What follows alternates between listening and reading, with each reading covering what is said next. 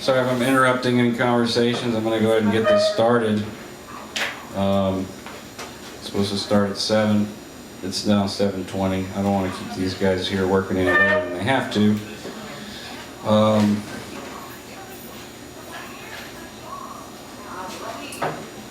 So I'm here to talk about Dianetics and Scientology. Has anyone heard of that? Yeah. I'm going to go ahead and start by, I will talk about my personal history in the organization and what I did. But I do want to cover some basic ground first. I handed out, or I left these little pamphlets around, who is Xenu? And the basic premise is that is the creation story of Dianetics and Scientology. This guy named Xenu, 76 million years ago, had an overpopulation problem in the Galactic Confederacy, and decided that he needed to handle this problem. And so he came up with a clever plan to call everyone in on these planets. Each one of these planets had an average of 170 billion people on each planet. Some of them upwards of 250 billion people. So what he did is he came up with a clever scheme to call them all in for a tax audit. And all, billions of these people just decided, okay, no problem, we'll go and submit our taxes. And what awaited them was a flash freeze, and they were frozen with propylene glycol and ethanol. And then they were taken onto these giant DC-8 model planes that were equipped with rocket engines, and they were flown from whatever system they were in into the solar system that we live in, and brought to a planet called Theta, which is planet Earth. They were then put into volcanoes in these containers that they were frozen in, or placed around volcanoes, and H-bombs were thrown into these volcanoes and exploded, and the bodies of these beings, or these people, were destroyed, and their souls left their bodies and were very confused and didn't know where to go. And so there were these, what are called, in L. Ron Hubbard's terms, implanting stations, where these souls would be attracted to, very similar to the way insects are attracted to light. And once they were in there, they were shown films about all the major religions that we see today, Christianity, Buddhism, Hinduism, and all of the religions that are the major religions that are practiced today. From there, these Thetans is what they call the soul. That's the term for the human soul in Scientology. And after they had seen these films over and over and over again, because they're attracted to the flickering lights, you can laugh because this is pretty humorous.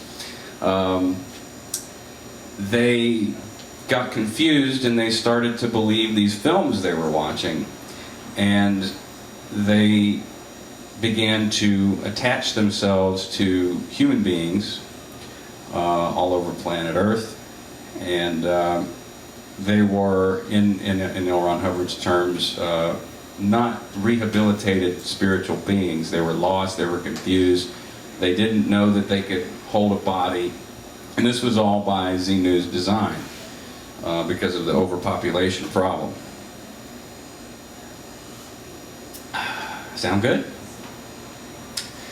So I want to start out by saying that mythology, unlike other religions, is not at the forefront of your experience in Dianetics or Scientology. This is not something that you learn about until you reach what is called OT3 in the church. And to get to that level, you pay for services in the church, similar, I say similar to the way that you would donate to a church when they pass the basket around and you give them money. But in Scientology, that is a concept called out of exchange, and you must not give people something for nothing. So when you donate to the church, you're donating for a service. You get something in return. And to go from where you start, which is cleansing the toxic chemicals out of your body through a program called Purification Rundown, you start on that process. And from there you go up into what's called the grades, which handle various problems in your life, such as communication, the ability to communicate about any subject freely, freedom from your past, from your reactive mind, which I'll explain in a little bit. But the Xenu story is something that is not broadly publicized for very obvious reasons. Someone told you in the registration cycle, the first time you walked into a Church of Scientology, you would probably tell them, you know, no thanks, not interested. So how do they get you to embark on this journey up the bridge to total spiritual freedom? And that's where I'm going to start with Dianetics and its theories. So in Dianetics, Hubbard was a very clever individual. He took philosophies from other studies and research, and he very much borrowed a lot of information from Freud and Pavlov and a number of philosophers from Greek times, and he did employ logic, and it was all very much, you recognize the information because you've studied it in school in some form or another, or in college.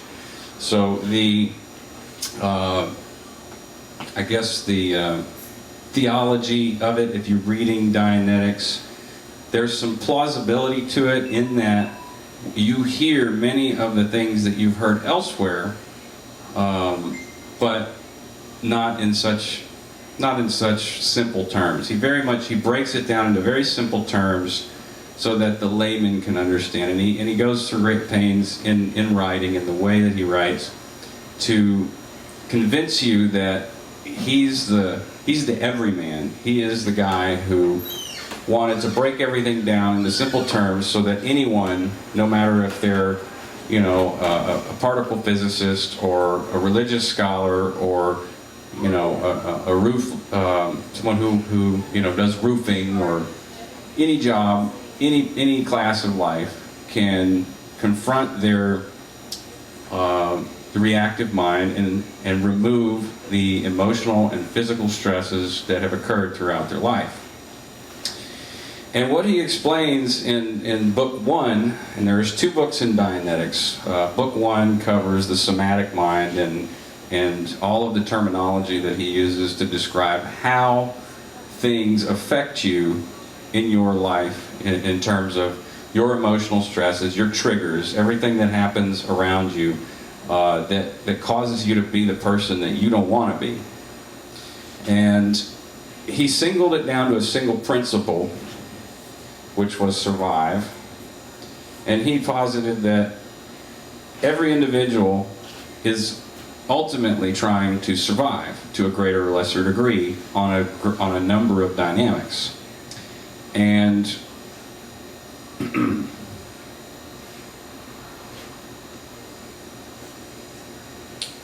he didn't really isolate those dynamics until later, but he did isolate the dynamic principle of existence, which was survive. And he also posited that everyone is surviving to a greater or lesser degree. And he explains a concept about how the mind records everything that you see, everything that you feel, everything that you experience, whether it's physical pain, emotional pain. Everything is recorded in your mind. And he makes some pretty bold claims in Dianetics about, because this was the 1950s when he wrote this, and at the time computers were only capable of holding so much information. And so one of the claims that he makes is that if you were to try to put all the information that is in a human mind into a computer, there's no computer in the world that could hold that amount of information. And so after he discovered the dynamic principle of survive, he was looking for a solution to handling people's misemotion. And there's going to be a lot of terminology that was invented by L. Ron Hubbard that I'll probably say tonight that might not make a whole lot of sense. If you do have any questions, I'll stop at a certain point and address that. But what he discovered was that a person has something called a reactive mind, and that reactive mind is responsible for all of your misemotion, which is the behavior that you don't want to exhibit yourself. That would be, beating your wife, or cheating on your husband, or yelling at your kids, or being a drug addict, or being afraid of heights, or being afraid. What are your fears? Everything is related to your reactive mind. And there are triggers, because your mind, he posits that because your mind records everything that happens, that everything in your environment is a potential trigger that could restimulate that earlier incident. And so you have a person here who, say, gets bit by a dog, and I'm not a artist very well. This is just a dog with some hair and tail. And say he gets bit by a dog. He gets bit by a dog, and around him there's a tree, and there's grass, and the sun is out, but there's clouds, and there's a guy driving a car that's, blaring some kind of music that he hates. Or let's just say it's a song that he really loves. So he's bit by this dog. It's a horrible injury. He has to go to the hospital. And in the hospital, the doctor decides, well, you need some pain medication. So he's in the hospital laying down, and they're going to fix his arm. It's got chewed up. And the doctor says, I'm going to give you some pain medication for your arm because you're in obviously a lot of pain. So he gives him the pain medication, and this guy's somewhat unconscious. His consciousness level is not as what it would be if he was completely sober. And they wrap his arm up, they stitch him up, and they send him home. And poor guy's got a messed up arm. Well, fast forward, say 2 years later, and let's say that song that he was listening to was Who Let the Dogs Out.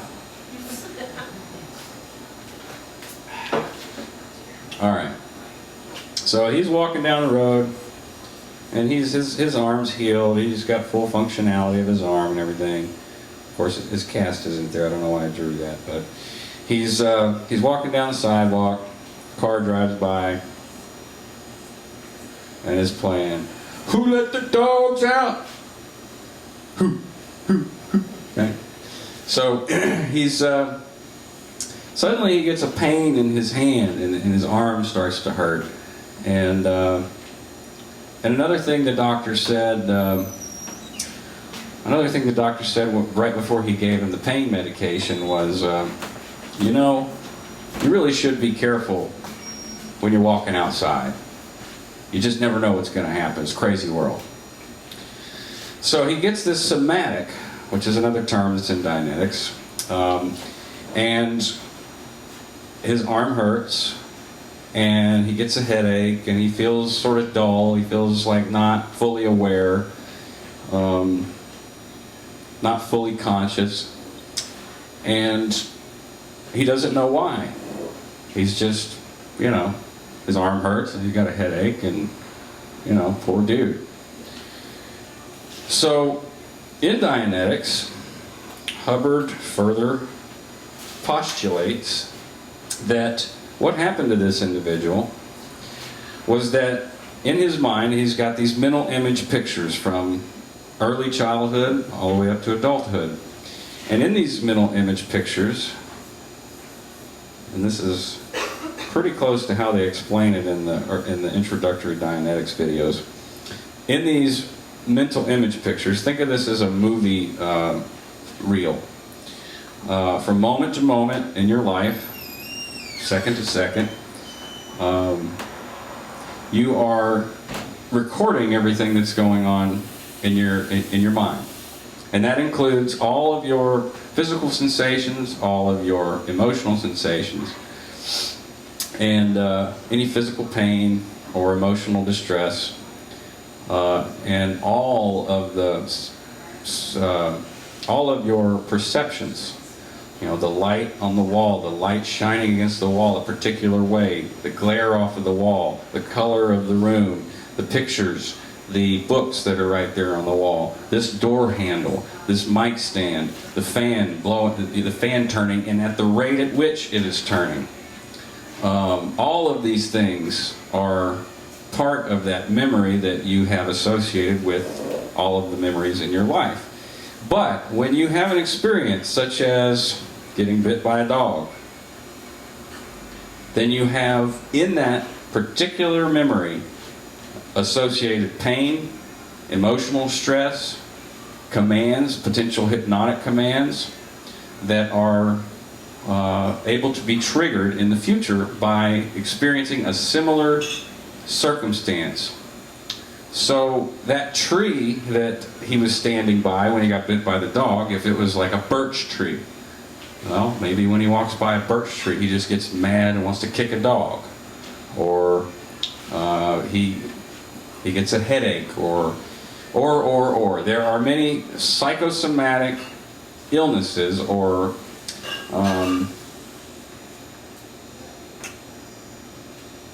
psychosomatic effects that can occur from having this memory that is essentially infected with a subconscious emotional pain or discomfort, or physical pain or discomfort. And he calls this an engram.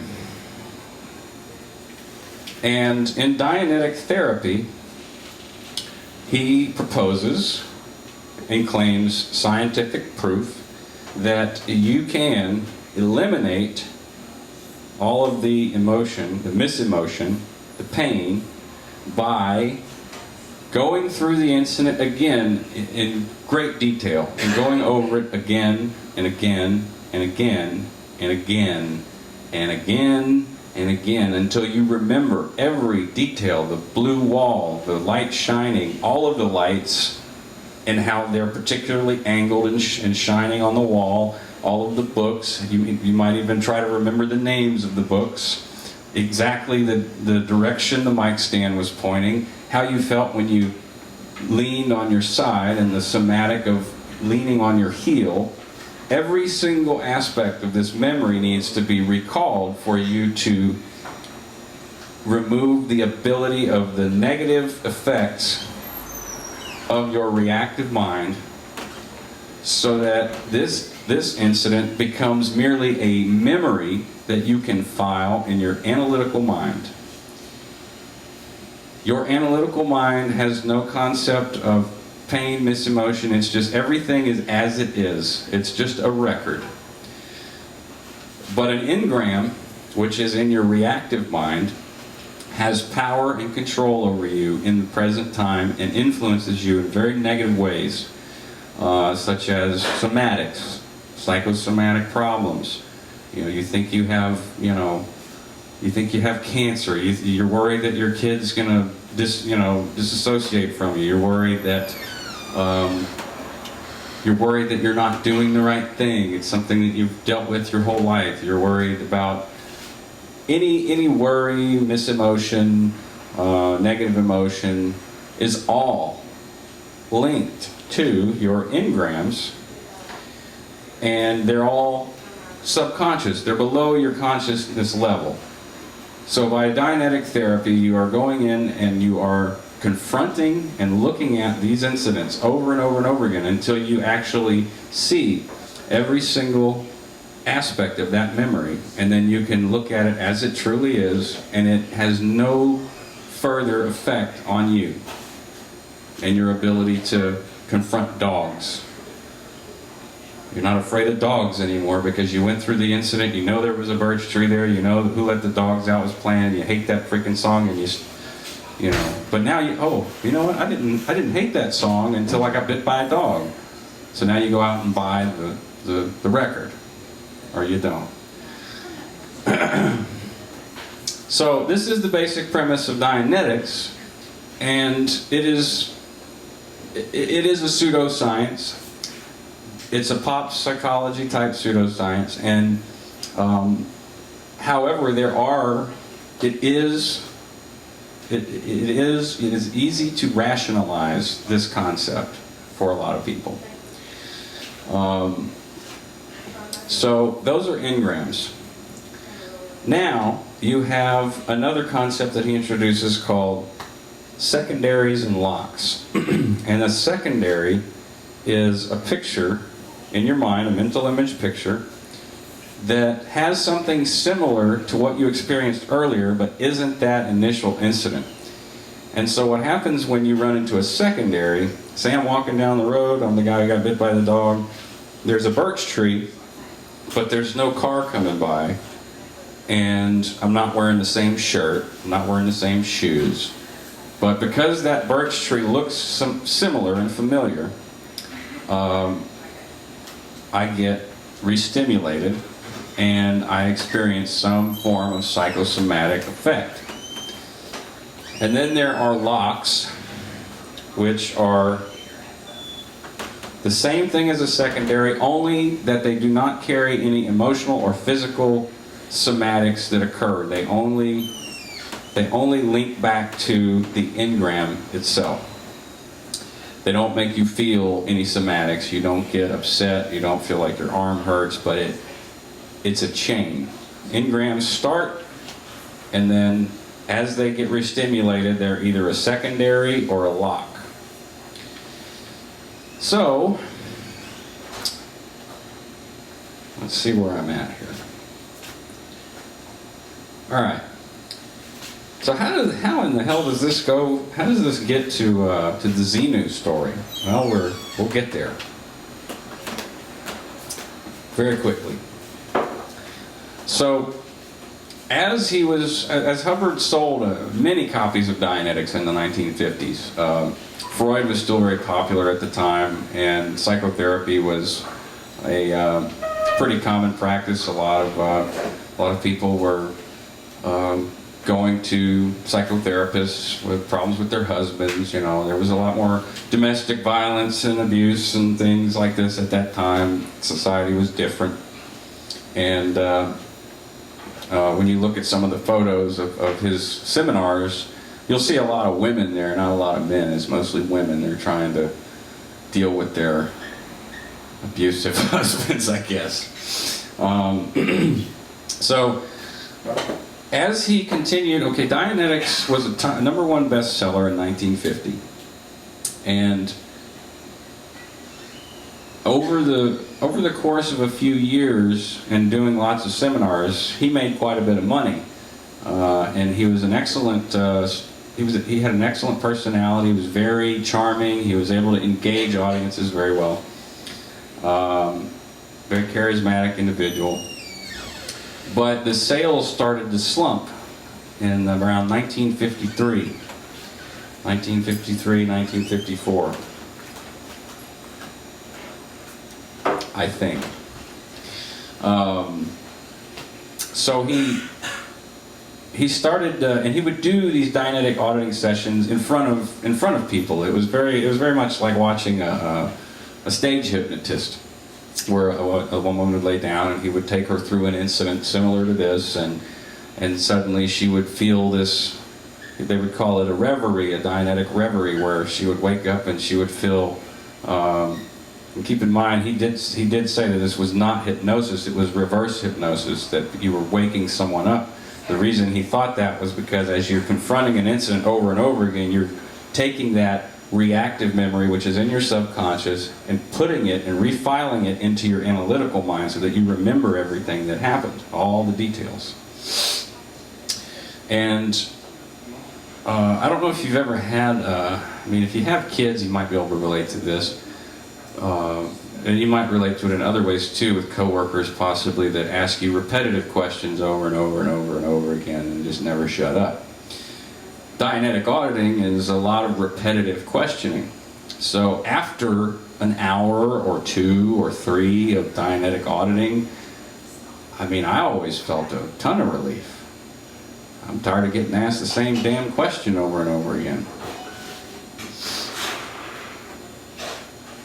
But people started to go back very far into their memories.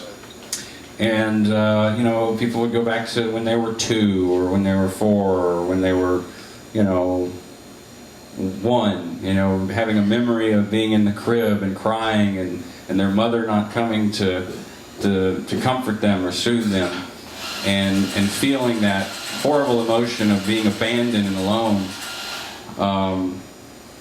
And they've started to run these incidents like an engram. And I couldn't tell you the precise date that he discovered what is called the basic. But the basic is the beginning of the engram chain, all the way back to when you were. I can't draw a fetus worth of crap. This. A fetus. I'll just say a fetus. Okay. And this will be very interesting. So there was people that were claiming that their memory, they had an engram from when they were a fetus in their mother's womb, and their father having sex with their mother, and it was that the memory that they had was that it was an attempted abortion. And he would run these incidents, and of course, you know, you go through these incidents over and over and over again, and there is a I couldn't explain it. I think that some of it has to just do with human nature and some people's willingness to have magical thinking and mystical thoughts. But after these sessions, people felt amazing. They felt like they really, truly handled something that was bothering them. And they would write success stories and claim that, you know, they were very much helped by Dianetics. And so at this point, he had come up with a therapy that handled a person's entire life all the way up to conception. And like I said, a few years he was doing very well with his seminars, but over time he was criticized by the AMA and the APA, and there were articles published about how it was just a quack, you know, just a bunch of quackery. And so he came up with a pretty brilliant idea, but it was kind of risky. And what he did, because some of these people that became Dianetic auditors, which are the people that take you through this process, became very avid believers and followers in Dianetics. And they believed themselves to be the New Age psychologists that were going to really cure mankind's ills and psychosomatic problems and psychosis and all of those types of issues. And some of these Dianetic auditors started running processes on themselves, and they started recalling things that never happened in their lifetime. And L. Ron Hubbard was like, well, run the process. Apply the same process of Dianetics and engrams and erasing engrams and clearing the reactive mind with, as long as the pre-clear is getting benefit out of it, run the process. So now you have a person, oh shit. All right. So now you have a person that has their present lifetime,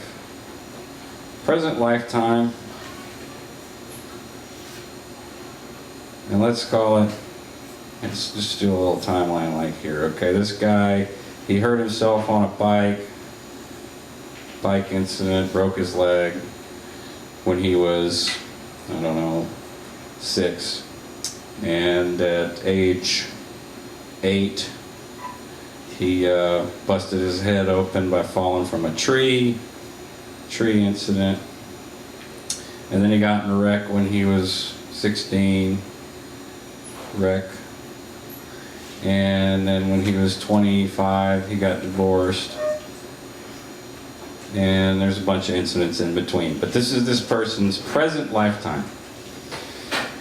Well, when L. Ron Hubbard started running, and then all the other auditors started running processes, Dianetic processes, on things that didn't happen in this lifetime, well, suddenly you've got an infinite amount of processes to run, because who's to say how long the universe has been around, or, you know, even if it hasn't been around a finite amount of time, you've got tons of material to work with. And this served as a way for him to, and this is very controversial, obviously, with people within the church, and it is somewhat controversial with people that are still identifying themselves as Scientologists.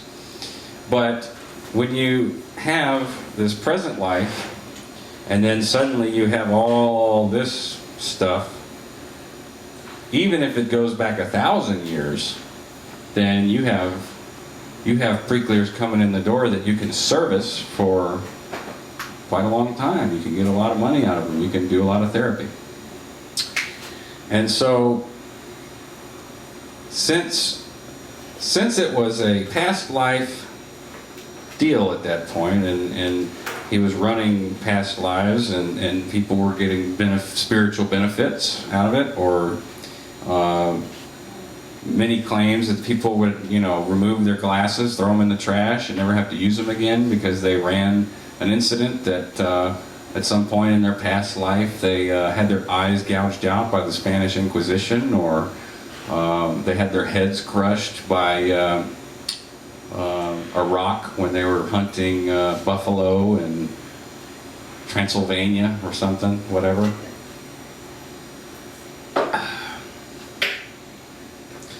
So he invented Scientology. I'm getting ahead of myself here. So in the present lifetime, once a person clears all of their reactive mind, from birth until present time, then they reach a state that Hubbard called clear. And it's clear because you have removed all of the negative effects of your reactive mind, which are basically in your subconscious mind, and refiled them into your memory, your analytical mind. And you are no longer the effect of those experiences. You can approach life in a very clear and basically your past experiences don't influence you in a negative way in the decisions and things that you do in the present time. which is a desirable state for many people. I mean, some people like to learn from experience and know that, you know, if I try and grab a cobra and it bites me, then, you know, probably not a good idea to handle cobras. But theoretically, a clear, had he handled a cobra at some point in his present lifetime and got bit, then he wouldn't have any fear of cobras after he became clear. He'd probably get bit again. So that is what a Dianetic clear is. And so jumping back to Scientology, when you have this past life, past lives, potentially millions, trillions, thousands, whatever, then it opens up a whole new world of possibilities, because you can run processes, Dianetic processes, on someone forever. Because he started to develop his own theories and his own ideas about how the universe was created and how long it had been here, and such and such. So, now, why is it a problem that people believe that? It's not. It's really not a problem that people believe whatever the hell they want to believe. You know, you can believe in the flying spaghetti monster if you want to, or Cthulhu. I love that shirt, by the way. You can believe in whatever you want to believe. But at a certain point, when your beliefs start to harm other people and prevent them from achieving what they would like to achieve, whenever the goals of your organization, if it is a religious organization or even a non-religious organization that has declared principles and behavioral expectations or environmental expectations, at the point at which it becomes that, you have to be critical about that, because when he developed Scientology, it became so much more than what Dianetics was. Dianetics was a pseudoscience therapy. It was essentially a quack psychotherapy. And some people claim that they really got some good results out of it. And that's fine. But as he developed Scientology, he became more and more, well, there's no other really good way to put it. He became more paranoid, he became more psychotic, he became more of a demigod, and he started to think of himself as a god, because when people start looking back at their past lives and he feels like he discovered this, and he feels like he's got the tablets that Moses, you know, handed down straight from heaven. And that can do some dangerous things to people, and possibly induce, or if he already was mentally ill,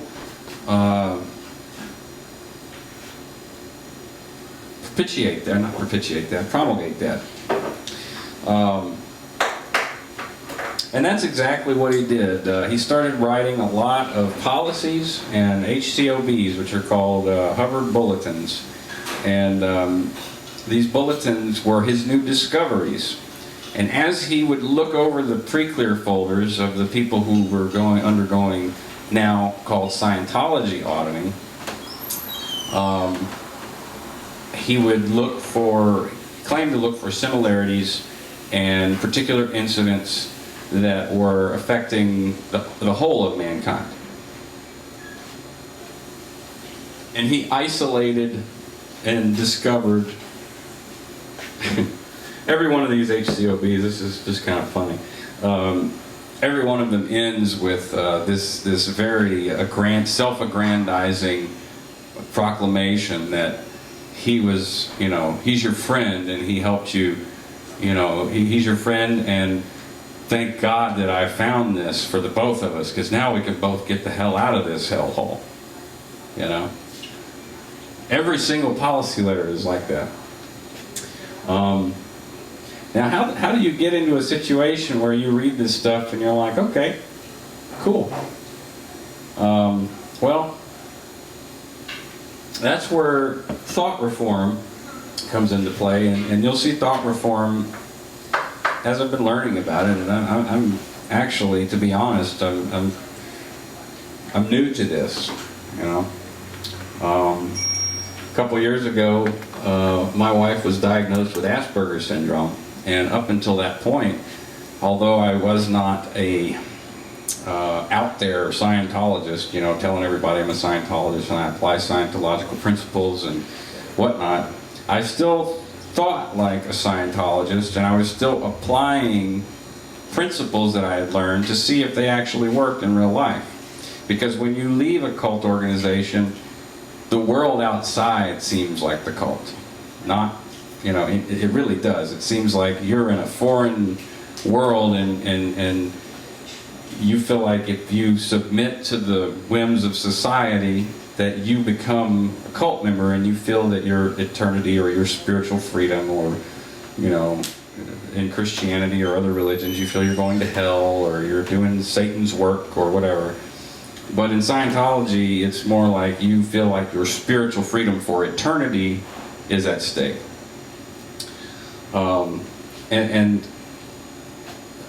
So when my wife was diagnosed with Asperger's, in Scientology, there's a lot of front organizations. One of them is very anti-psychiatry and anti-psychology, and I mean, it is drilled into you that is the worst thing that you could ever do is to send someone to a psychiatrist or a psychologist. You might as well just put a bullet in their head before you do that.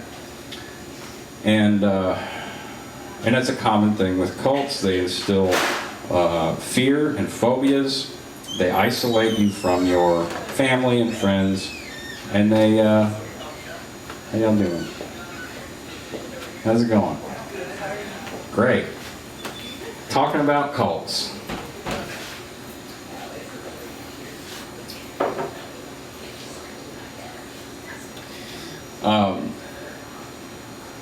I didn't believe in mental illnesses like 90% of them. I didn't believe that psychology or psychiatry had contributed anything to society other than homicidal maniacs. I believe that the Columbine massacre was due to prescription drugs that these kids were given, along with other mass homicides. And I believe that the product of psychology and psychiatry was the downfall of mankind, pretty much. So when my wife was diagnosed with Asperger's, I took it with a grain of salt, and was just like, okay, whatever. But at the same time, I was actually starting to read some of the anti-Scientology material that was available on the web, and there is tons of it. But I still had some fear and reservation about doing so, because I was still considering going back to the church and getting more auditing.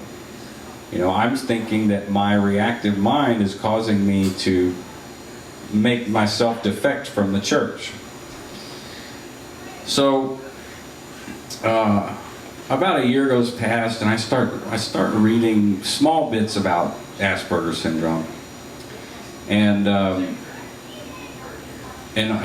was shocked that it was all very indicative of the behavior, her behavior, or the way she is.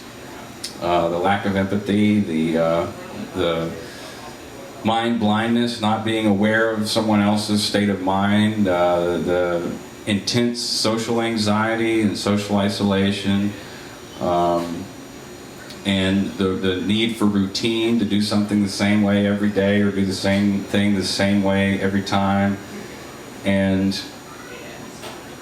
at that point, I made a mistake. Instead of trying to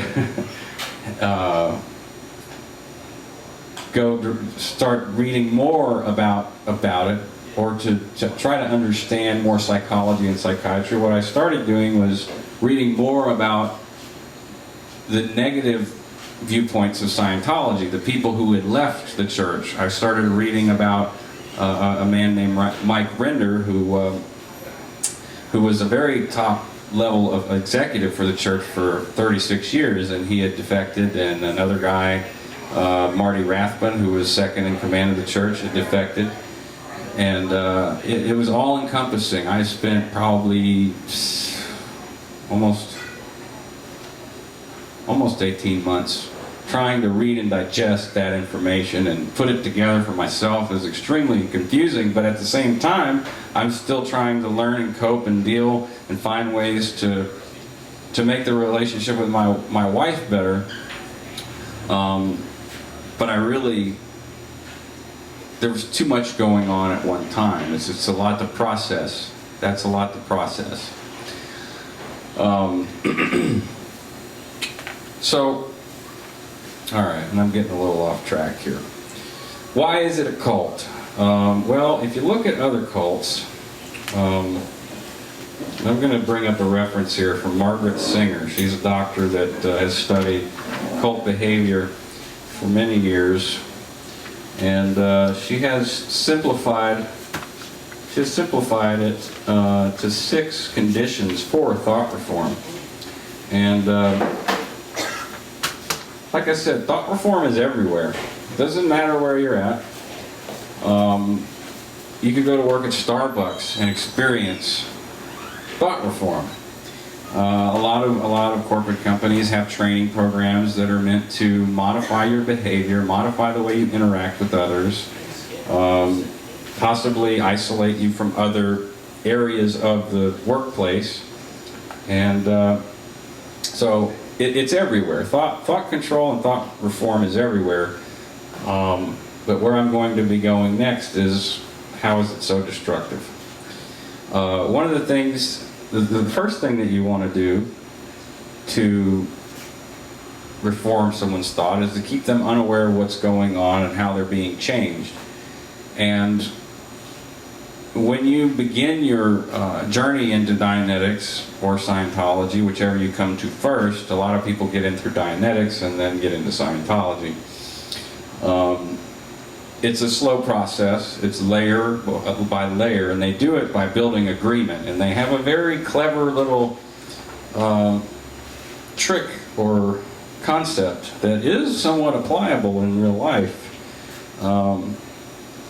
It's all about communication, and a lot of people have issues with communication, and it's a very common way to get someone into the church is by saying, you know, you could probably communicate better. Isn't there someone in your life that you would want to communicate better with?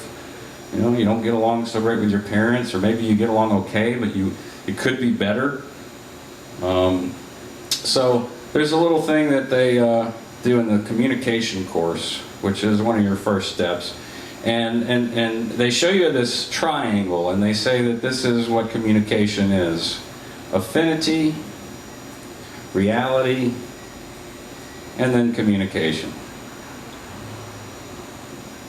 And the basic concept of this is a very simple thing. If you raise one of these, doesn't matter which one, then you will raise the others. And as an effect, your communication will be better with that person. And affinity is defined as a general liking to another person. Reality is defined on literally what you agree on. Is this wall blue? If it is, then you have some basis of being able to communicate with that person.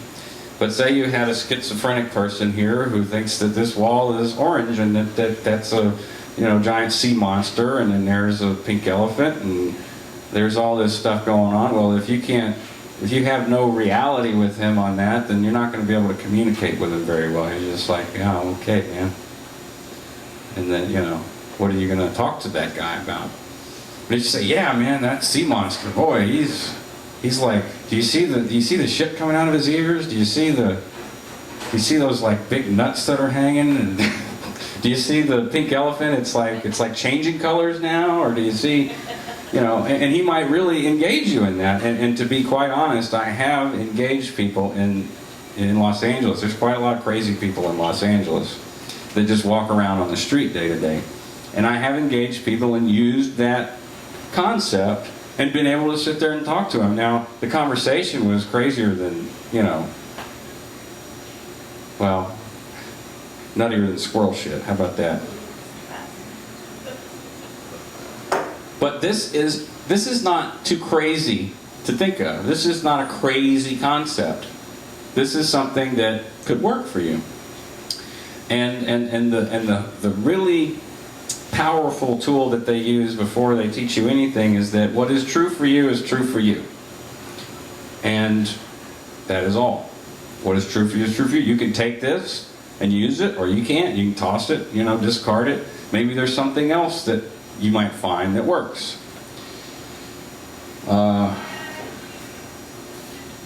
Control the person's social and physical environment, especially control the person's time.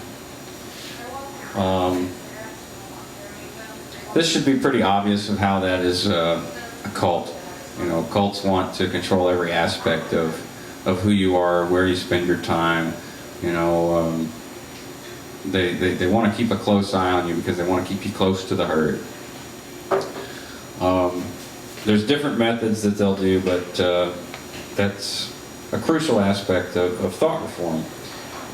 Because when you're constantly around that person, you can constantly implant them or tell them what it is they should be thinking, doing, feeling, and what it is they shouldn't be thinking, doing, or feeling.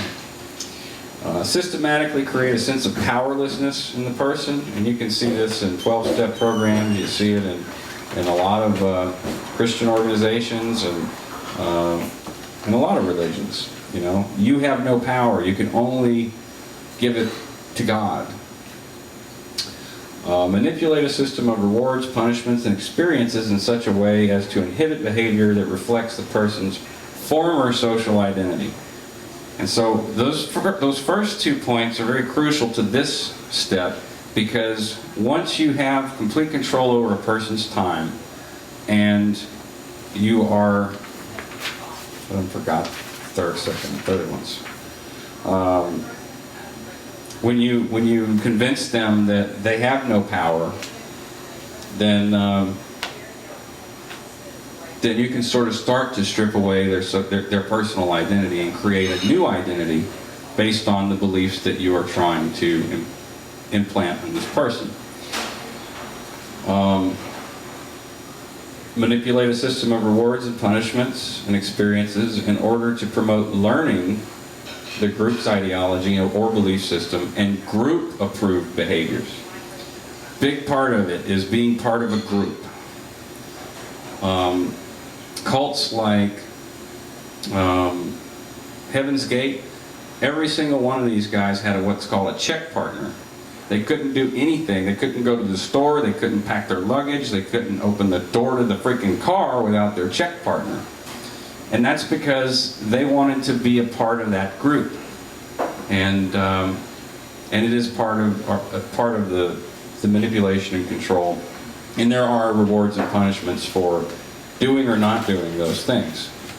And so it's a big incentive and motivator to go with the group, because you do not want to be punished for what you're doing. And then finally, put forth a closed system of logic and authoritarian structure that permits no feedback and refuses to be modified except by leadership or approval, executive approval.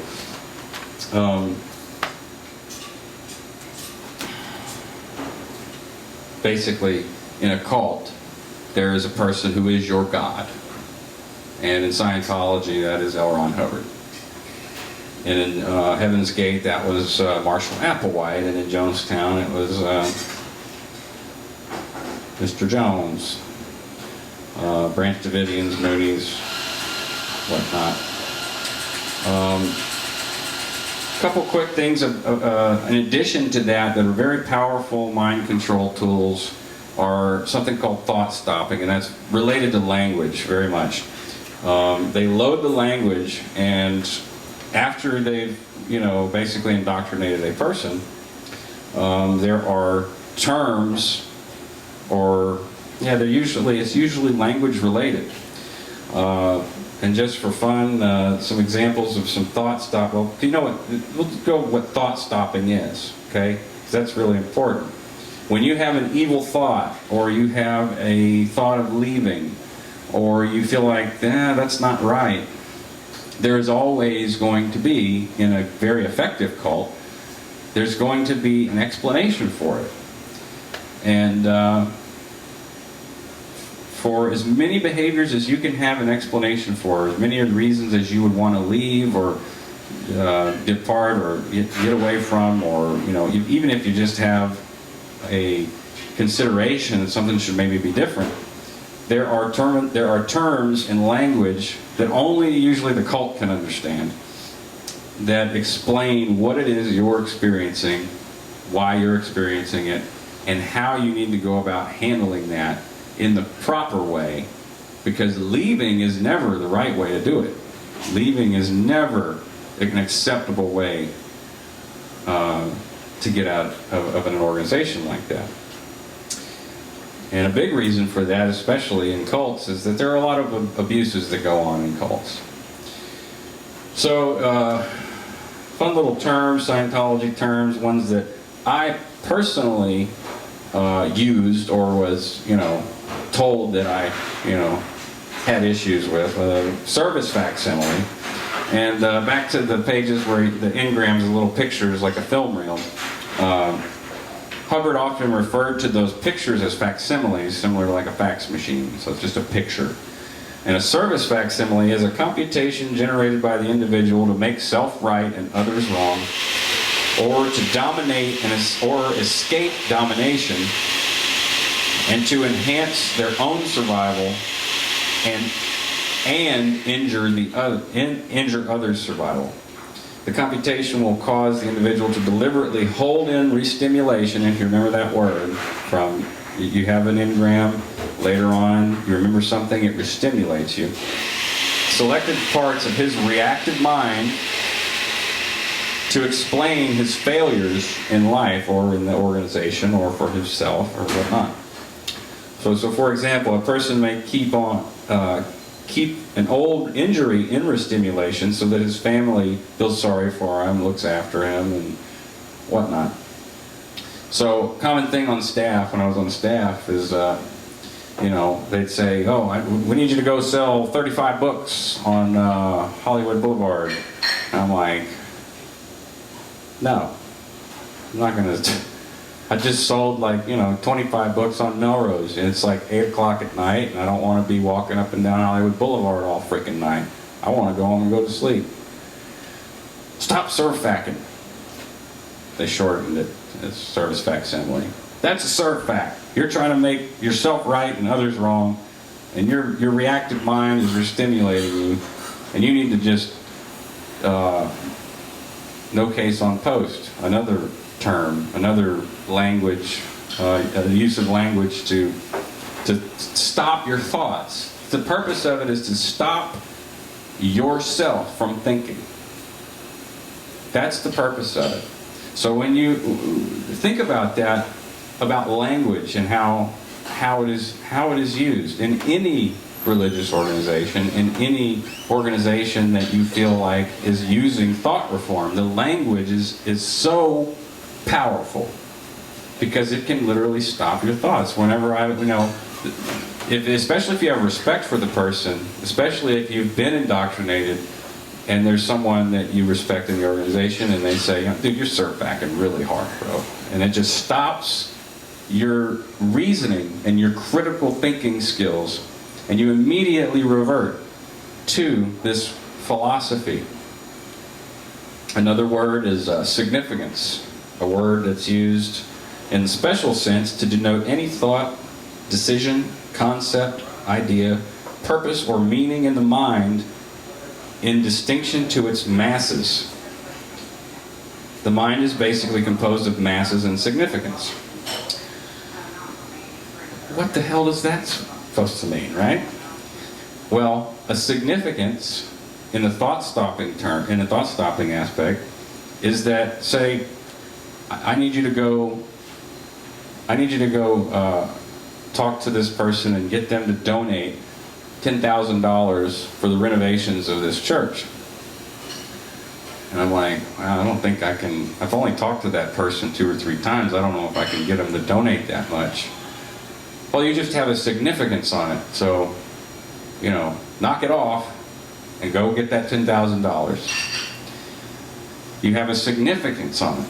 But whenever you use this loaded language, it stops your rational thinking. Start, change, stop. This one's great. This one's great. The cycle of action in this universe, which is also the anatomy of control, almost the entire subject of control is summed up in the ability to start, change, and stop one's activities, bodies, and one's movement. So, start, change, stop is a super effective way to get people to mindlessly do things over and over, and before they even realize they're doing it. You know, start, change, stop, start, change, stop, start, change, stop. Whenever you get in ethics trouble in the organization, you're assigned a lot of like menial tasks like cleaning and basically slave labor, and start, change, stop. Start, change, stop. Start, change, stop. Don't think that don't think about that your fingernails are coming off because you're scrubbing the floor with mineral oil for 6 hours a day.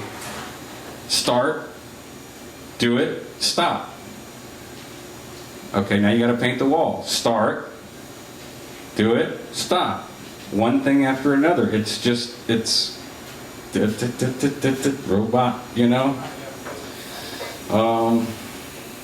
And then there's some other terminology. Third-party law. This is this is funny because in any situation where there is a conflict, in any situation where there is a conflict, a third party must exist. So you and I, we can't have a problem. We can't disagree on anything. We can't get along, or we can get along so long as there's not someone else nattering or telling you that I'm really out to get you, or telling me that you're really out to get me. We cannot have a conflict. We can only have a third party. Just totally crazy. Yeah, some of these are getting a little too, I'd have to explain it way too long. I feel like I've done a pretty decent job explaining Dianetics, but Scientology really is a vast system of mind control and thought control, thought reform, coercive action.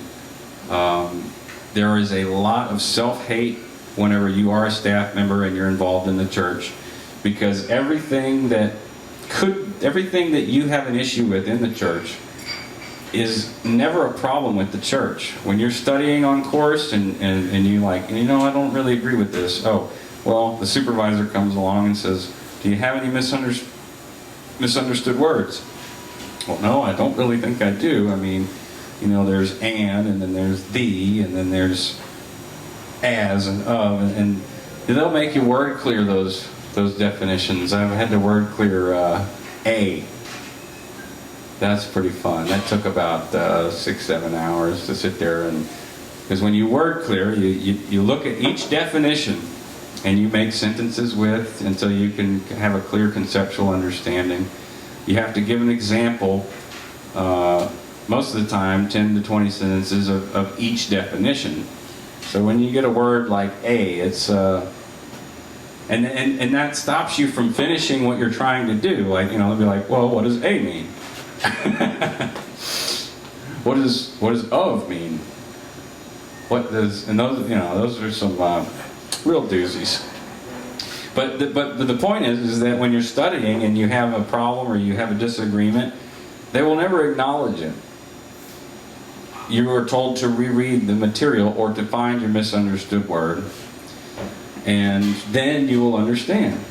And so over time, you're just like, whether it is because you just don't want to disagree anymore because you don't want to clear the word a for another 6 hours, or whether you really truly feel like you have an understanding because you cleared the word, doesn't really matter. The point is that you are denying your own self and your own originations and your own ideas and you're only being given the ideas of this man, of this philosophy. All right, so fun little definitions. Galactic Confederacy, and this is straight out of the Scientology dictionary. The former political unit of which the solar system was part. Fifth Invader Force. A Thetan from the Fifth Invader Force believes himself to be a very strange insect-like creature with unthinkably horrible hands. He believes himself to be occupying such a body, but is in actuality simply a unit capable of producing space, time, energy, and matter. Circuit cases, this is one that I always like because everyone on staff has a freaking circuit case. The auditor will encounter many cases which resolve very rapidly. These account for fully 50% of the people who come to him, but he will also encounter many people whose cases are resistive and will encounter a small handful who wouldn't let anything happen if the auditor used a shotgun on them. These are called circuit cases. All that is someone repeating a lot of stuff. It's that person that you meet that like always, and actually, my mom is kind of a circuit case, okay? She flipped me off. It's whenever she'll have a conversation on the phone with someone, and if you're sitting there listening, she'll relay the story, because she likes to gossip. She'll tell the story the same exact way, with the same genuine, emotion. And then someone else will call and she'll do the same thing. Same exact way, same words, same genuine emotion. And that's what's called a circuit case. And apparently you could use a shotgun on them and not cure them of that. So, okay, I'm going to do, what time is it? Let's see here. 8:30, all right. My personal story in Scientology, now that I got all that stuff. That's great. My goal with this is to basically just inform you what kind of stuff goes on, because you're going to find a lot of this Xenu stuff and a lot of the space opera stuff, and it's hilarious, it's really funny. But what's not funny is and I encourage people to laugh at it, and really, it's a joke, whatever. But there's some serious things that happen in the church. There's a policy called disconnection, and this fly won't leave me alone. Maybe it's a Scientology fly. It's a Flyentology.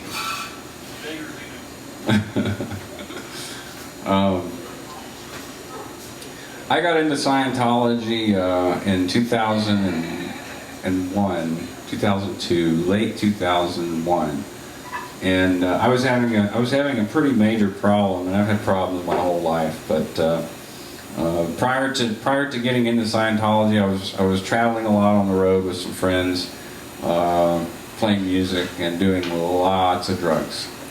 And before that, I was selling drugs here in town. It's not really. I'm no model citizen by any stretch. But around when I was 23, I had an experience. I think this was when, it was some kind of synthetic pot, or maybe it was just all the years. The couple, it was about three years on the road where we were just doing massive amounts of drugs, massive, and all day. And it was like we were on the road all the time, so we didn't really sleep that much. And I started having hallucinations, and it was very much reminiscent of times I had taken LSD or mescaline and stuff like that. And geometric patterns are just driving me nuts, but also my adrenal system was on full-on alert, and I had cortisol pumping through my system. There's all these endorphins was just driving me crazy, causing a lot of emotional distress on top of constant hallucination. I felt like when people would speak to me, their words were like physically hitting me. And it was a terrifying experience. It lasted for 6 months. And when it started, I stopped all the drugs I had been doing completely. So I was looking for, and on top of that, there were some other things in life that were going kind of, you know, that had affected me pretty deeply. My cousin Bradley was shot. He was murdered in Bayou Den. And it affected all of us that were on the road because we were all really close friends. We'd all grown up together.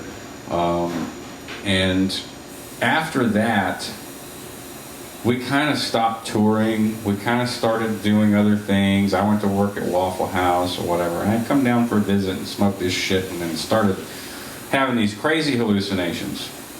And that part of my life was really kind of blurry and confusing, but I do remember the panic and it just felt like I was tripping on acid. Who wants to trip on acid for 6 months? I mean, it's if you've ever done it, it's cool and stuff, but I mean, it's not something you want to last forever. And I had come across a book called The Happiness Purpose by a dude named Edward de Bono, who was a French guy, and he had come off of this 2-year like psychedelic trip after he ate like a whole bag of mushrooms. And he was like going to kill himself and all this stuff. He would lock himself in a dark room, and I was noticing I was doing those things. Like I had a friend in Mississippi who lived in the country. I went over there and I stayed in their upstairs loft, and I would close the door and turn off the lights and just curl up in a ball. I wouldn't even lay on the bed. I would just curl up in a ball and just like, you know, just freaking out. And so I don't remember how long I stayed there, but I ended up talking to my dad on the phone and told him what was happening, and I didn't feel like he had any basis of understanding. He hadn't really done a lot of drugs or anything, but he tried to instill confidence in me that I could survive it and get through it. And it was a very emotional thing, but I believed it. You know, he was able to impinge, and I was like, you know, okay, can do something. I don't know what the fuck I'm gonna do, but I can do it. Survive it at least. So I came home, and I was looking for this book at Walden Books called The Happiness Purpose, because I thought this guy, if he survived 2 years of it, then maybe he's got some insight for me and I can, you know, solve my problem. But I ended up getting a copy of Dianetics, and I read the book, and I looked at the dynamic principles, survival, and how things like this happen, how you can get restimulated. You know, there was no past lives or anything like that, but it seemed like a plausible thing. It was worth a shot. And in the book there was a little card that you could call. And when I bought the book, I went home and I read it from chapter 1 to chapter 6. And I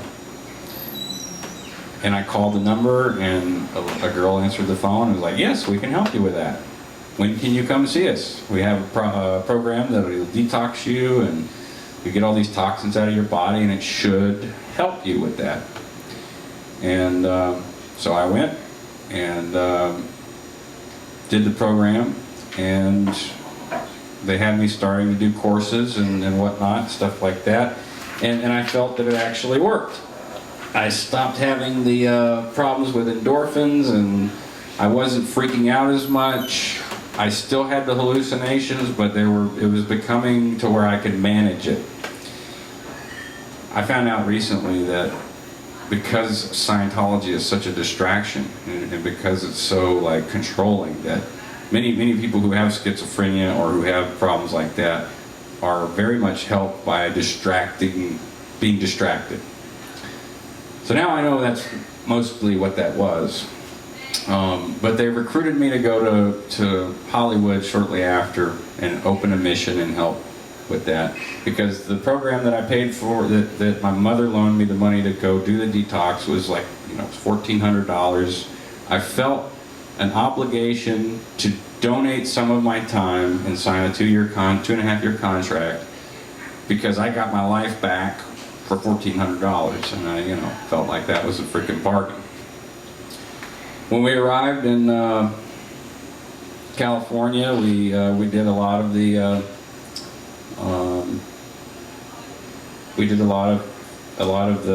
all of the mind control and thought control started. You do these things called TRs, where they condition you to basically suppress all of your emotions and da-da-da-da.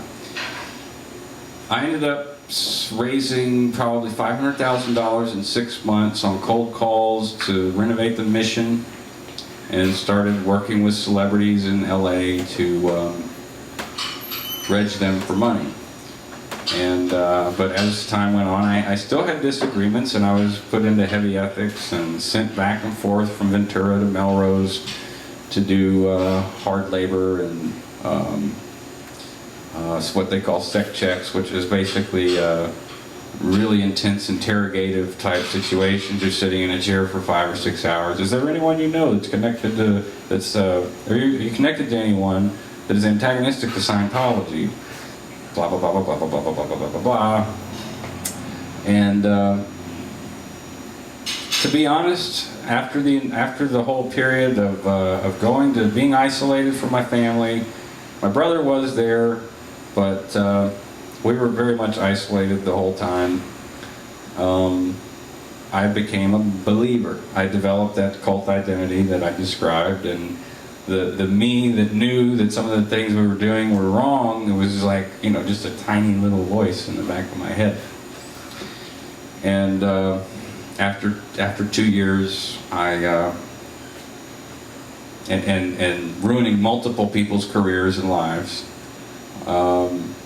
people selling their houses to do a auditing action, or we had a young man who had just got signed to the Minnesota Twins, and he got a $500,000 bonus right out of high school, was going to be pitching in the majors the following year. We just totally ransacked $350,000, and he became so involved in the church because he paid that money that he just stopped.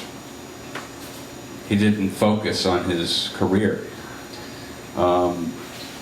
Another man from Ventura sold everything he owned to go train at Flag, which is in Florida, to become an auditor up to class 8 or whatnot. And I just think about all these people that I interacted with, and that's really kind of where, after 2 years, and then not to mention the self-hate and then the imposed hate on you for being so out ethics and all this stuff and being treated very poorly. I tried to hang myself in the Melrose mission, and after that, you become sort of an ethics particle, they call you, and you're a danger, because if something like that did happen, then it would become a PR nightmare. You see things on Scientology all the time that are extremely negative, and they don't want any more of it. So they let me go with my $500 pay, and speaking of, I made $40 a week, worked 16-hour days, 7 days a week, living in Los Angeles. So you can try to imagine how to live like that. Not sure how, but we somehow did. After I left, I actually still wanted to be in the good graces of the church. I went to my sec checks.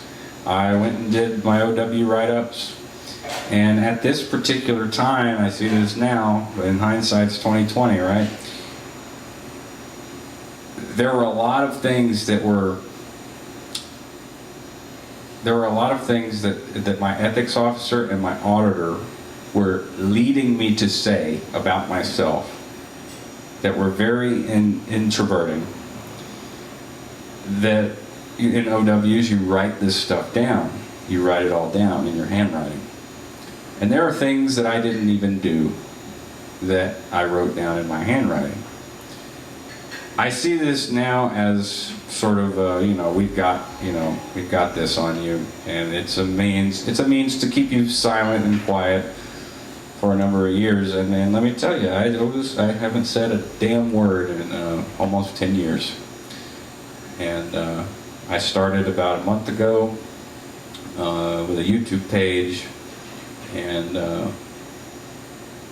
I'm feeling much better about everything, being able to talk about it. I know it's extremely hard for people to understand what it's like being in a cult, how you get in a cult, how you stay in a cult, but I can tell you that it has nothing to do with intelligence. It really doesn't. So I think I'll end off there, and if you have any questions, then you can ask. Seemed like you might have had something there. No? I'm just thinking about growing up in a Baptist church. I mean, it's not that intense, but it's similar. You don't really think for yourself. Right. I mean, that's what I was saying. Thought reform is all around us. And I really believe, and I would love to advocate to educational or educators, that critical thinking skills and logic should be really something that is taught more than it is, because those it's everywhere. It's everywhere, and you know, to the degree of how destructive it is how much of a problem it is. But people that you know, people that would never see themselves in that kind of a situation can get there, because thought reform actually is a real thing. You know, there's factors that you can, you know, if you can control a person's environment, you can control their behavior, control who they see, what they read, how they interact with other people, and then you develop a language. The language is very crucial. The language is huge, because that's what stops your thought, you know?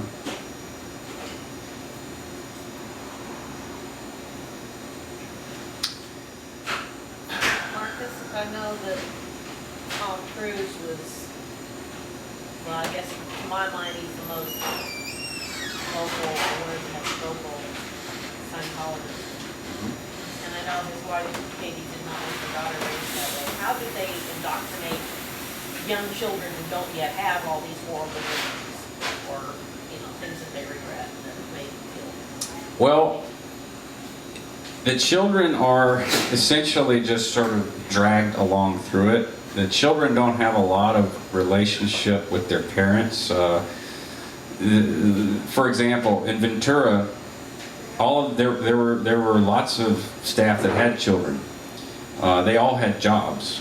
There's a guy named Trevor, a kid named Trevor, who was about 8 years old, and he was the guy who answered the phones and greeted people when they came in. He worked 12-hour days, sometimes 14, 16-hour days. And the other children were doing promotional material, folding and doing, you know, putting in envelopes. And the only education that they receive is Scientology. So, and I've read actually a lot about this. When this is second generation cult members, it's a very difficult issue to deal with, because they have no identity.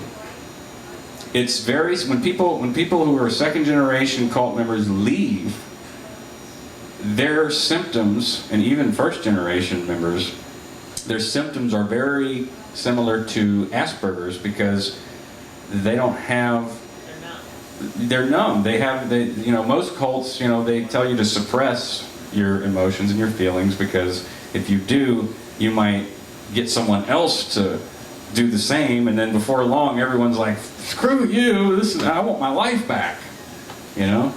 So, but as far as how they indoctrinate the kids, it's mainly the same way you indoctrinate anyone else, you know, control their environment, control their behavior,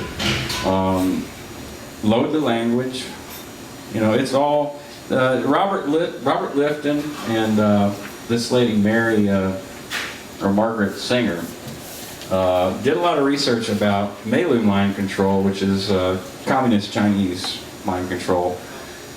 And I mean, I've found it to be almost identical to what goes on in Scientology. And then as I started researching other cults like Heaven's Gate and the Branch Davidians, I see it's all the same. You know, those factors are what contributes to brainwashing people. Yeah.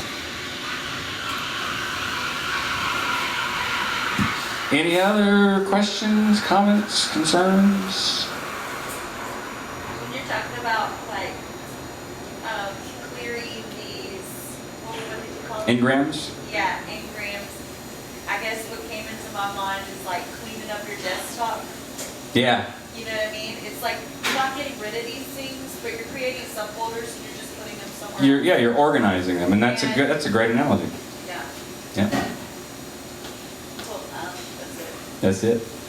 This, there's a device that you're kind of hooked up to or something?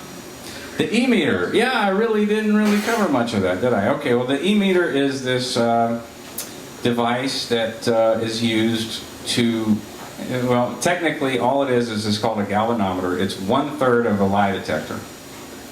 It measures resistance in your body. There's a small electrical current, 0.002 microamps, and it measures, what it really measures is like the resistance, like if you have sweat glands, clammy skin versus dry skin, and then also the pressure when you squeeze the can. Nervous tension and stuff can activate it. After Dianetics, Hubbard basically stole this device from a man named Volney Matheson, who had invented it for psychotherapy reasons. At the time, Volney Matheson was getting a lot of, he was making a lot of these machines for various psychologists and psychiatrists to test them, to see if their effectiveness on measuring like reactions. And they didn't want to, he didn't want to use a full-on lie detector because he just wanted to measure the resistance and not the heart rate and the respiratory rate. He felt like that was going to be too much for a psychotherapist to interpret. So Hubbard basically, and there's a whole story behind this too, because Matheson tried to sue Hubbard for, you know, patent infringement and stuff like that. It was originally called the Volney Matheson electropsychometer, and Hubbard stole the technology and then renamed it the Hubbard e-meter. And it has if you're familiar with hypnosis and you got the little swinging pendulum or whatever, it serves that similar purpose. Because when you're in a Dianetic session or a Scientology session, you're holding these cans and you're thinking of these incidents, the auditor, you can't see what he's seeing, but he's looking at it and he'll look up at you, you know. And if a thought reads, then he'll be like, well, what was that? And you might not know what that, you might not have had a thought. So you're literally reaching and you're like, you're mocking up things, and as long as it's getting a read, then you feel like you're actually getting somewhere. Especially with the past life stuff, you know, they'll just be like, whoa, what was that? What was what? That right there. And then you mock something up and you're like, well, that can't be real, you know? I wasn't impaled by Vlad the Impaler and wherever, in Transylvania, and shit, you know, that didn't happen to me. He's like, oh, okay. What was that? And then you know, it's like, well, you know, you keep getting reads on the meter, so, and they will run the case as long as it benefits the pre-clear. So it serves as a hypnotic device, really, because you're going into this state of somewhat conscious, somewhat creative thinking. You're thinking of these things that may have, could have, possibly, whatever, happened. And sometimes when your needle floats after you've talked about the incident, you'll go through the whole incident. Well, I was impaled by Vlad the Impaler. It was it was like 11:30 in the morning, and the Cossacks or whatever were storming the castle, and I remember almost falling off because of the step. You know, there was a cobblestone that was loose, and I remember thinking at that moment, God, I wish that someone would have built this bridge better. And you know, like all the moments that you think that you might have, the moments of clarity before death or something. And then he ran up to me and he stabbed me in the stomach, and then he screamed this, and I mean, you literally just make all this stuff up, and then it's validated. And, oh, your needle just floated. Thank you for telling me that. And see, they do not supposedly invalidate what you say. They can't. It's a very one-sided process. They ask you questions, you answer. They do not say, oh, okay, well, do you really think that you did that? Or it's not like typical psychotherapy where they will discuss with you. They have a set list of what they're going to say and a set list of responses based on what happens on the meter. Yeah.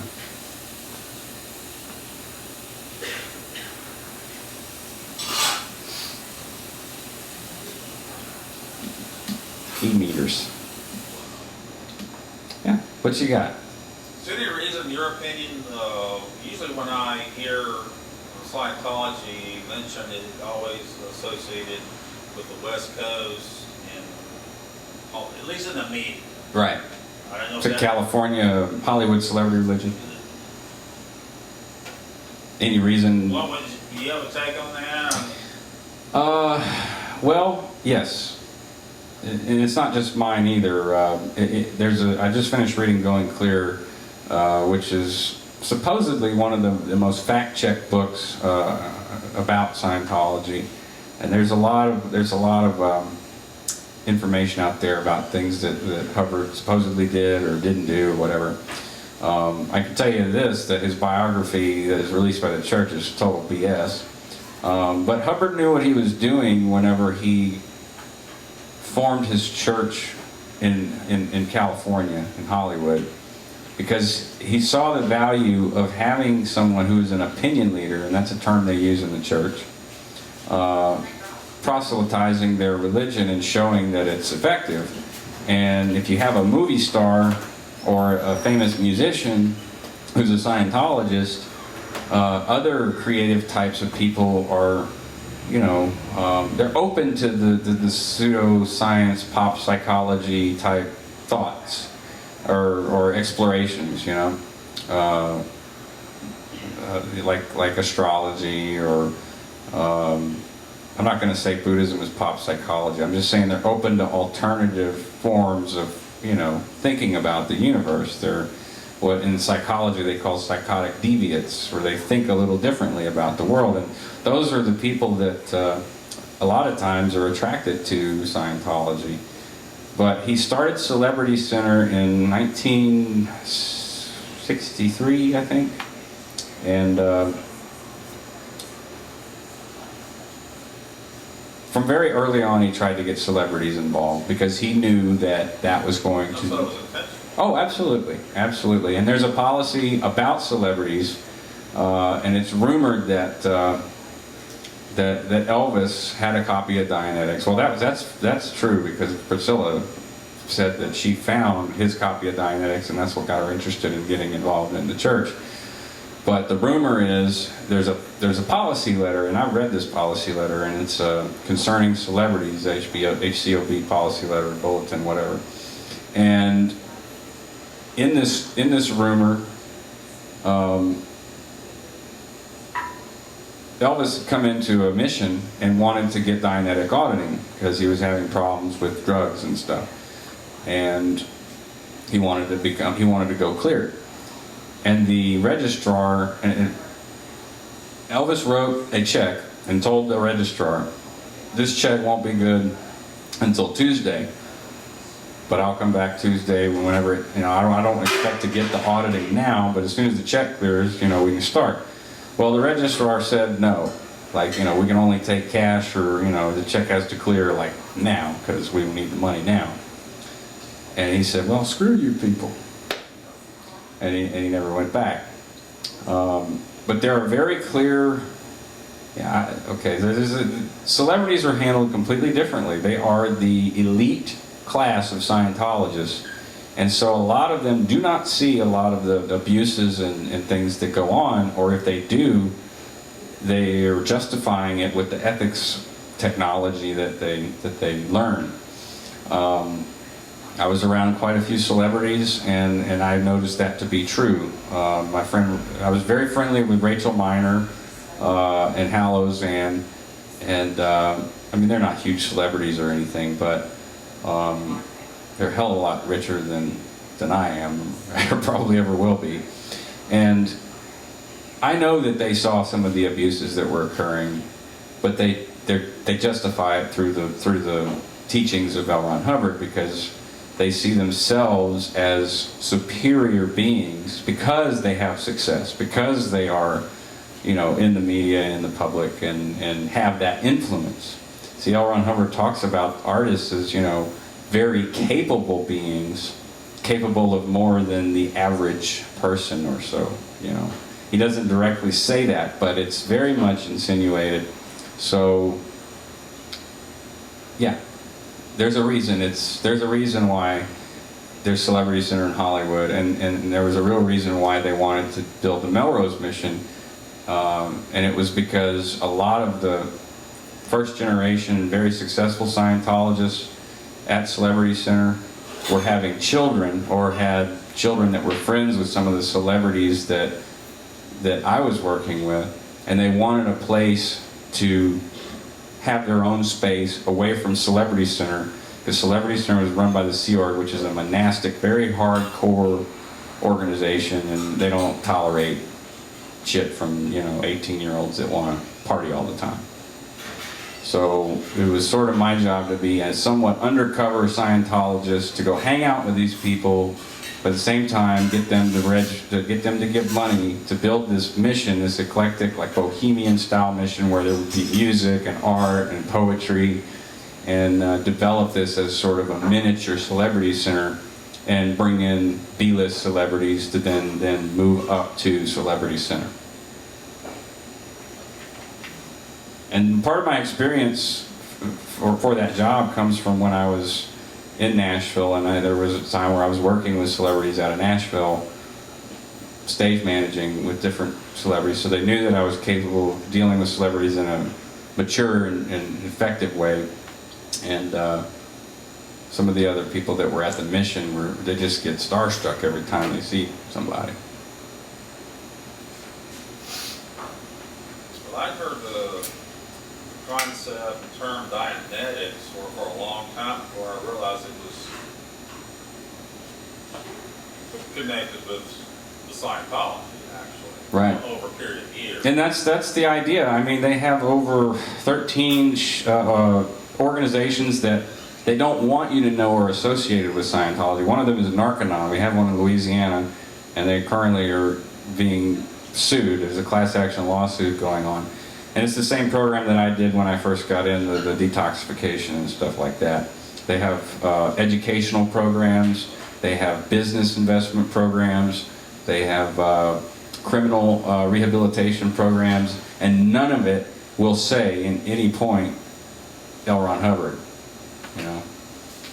Well, the funny thing,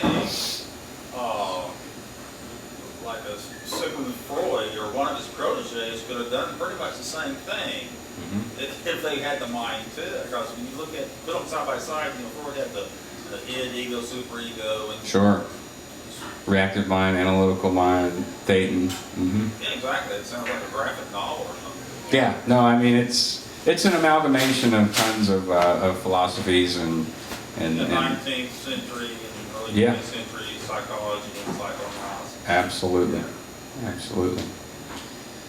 Well, I'm getting tired of standing up here, so thanks for listening, guys. I appreciate y'all coming out. Thanks a bunch. Especially, man, dude, I haven't seen you in so freaking long. Proud